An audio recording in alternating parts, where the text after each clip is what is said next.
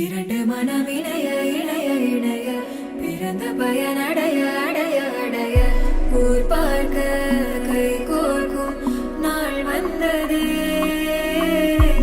என்னாலும் அன்போடு ஆனந்தமே.